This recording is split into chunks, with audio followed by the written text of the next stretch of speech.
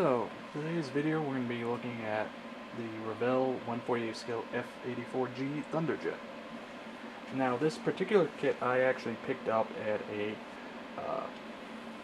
Goodwill store and was very much pleasantly surprised to find that the only thing really wrong with this particular example was that the box was a little messed up. Otherwise, it was literally a new kit. So it was one of those great little finds, and considering the fact that this kit usually runs about $25 to be able to pick it up for, if I recall correctly, about $3 was quite nice. So let's get into it.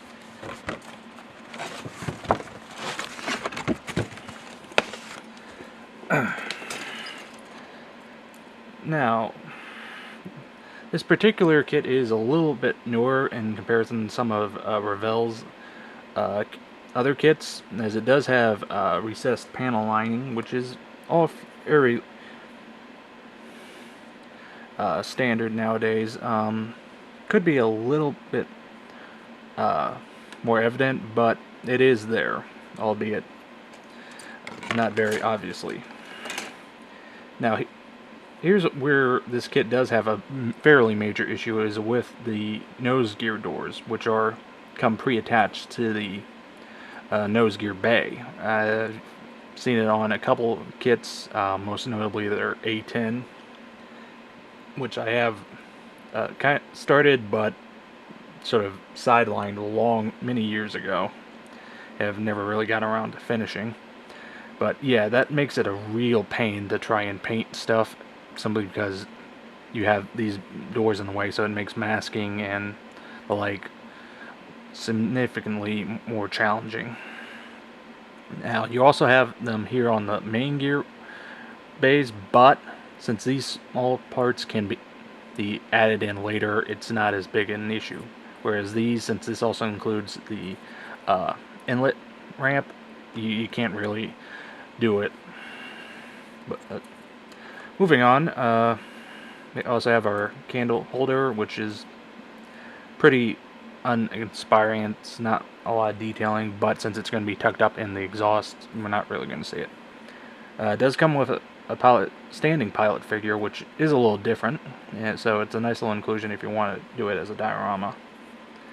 Other than that, at least on this sprue, nothing really jumps out. Continuing on, we have our cockpit parts as well as the seat. Seat does look to me a little oversized for the scale. Could just be my eye, but something to be aware of and potentially change out. On that, it's fairly standard, and also including our bomb parts as one of the armament options. The cockpit tub, again, seems a little large for the scale. Landing gear looked good. Front office, the detailing is there, but it's very small. I doubt this will show up on camera. I hope it does, but yeah. Continuing on, I do like the fact that they include the rockets as pre-assembled, so it does make attaching them a little easier. Though the catch-22 there is that it does make painting them a little harder, as you're going to have to go in and hand paint the connection points, but overall it's a nice inclusion. Turning on to the wings, the wings are fairly nicely done, albeit there's a couple little bit of raised parts, but I think that's supposed to be there. And that, it's all fairly smooth, so you can pretty much just slap them together and apply your natural choice of metal finish, as all the paint schemes are done in that. And the other side, as well as our various wheels and a couple other gear doors, flaps, ailerons, and so forth. Clear parts on this kit include two different styles of canopy, which is nice to include. So it does give you a couple different options. It also gives you a stand, so that you have the option of including nose weight or not including, or if you don't add enough and have to improvise, which sometimes happens. So moving on to the decal sheets. It's obviously a much newer or recent printing, as we don't see any really yellowing. I do like the fact they've broken up the underside Air Force markings and where it overlaps on the various gear door bays. Otherwise, they're all in very sharp and quite nicely printed. Fortunately, there's not also too many stencils, but there's enough to keep you interested.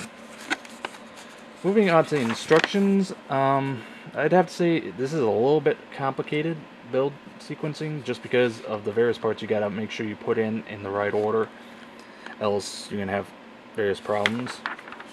In comparison to the MiG-25 that I recently did, it's a little more challenging. I would definitely say that. But it does build up to a fairly respectable kit. Now, it would have been also nice had they mentioned here in the instruction booklet when to use the other canopy, simply because it's nice to have that reminder. But again, I'd say just make sure you pay attention,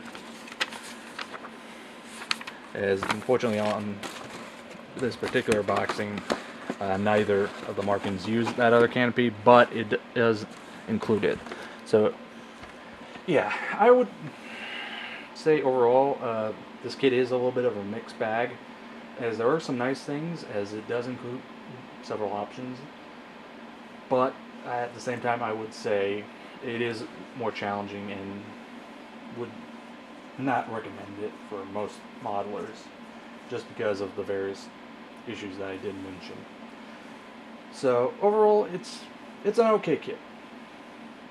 There is room for improvement, and I'd say check it out if you do find it for a good price and are interested in aircraft from this particular time period.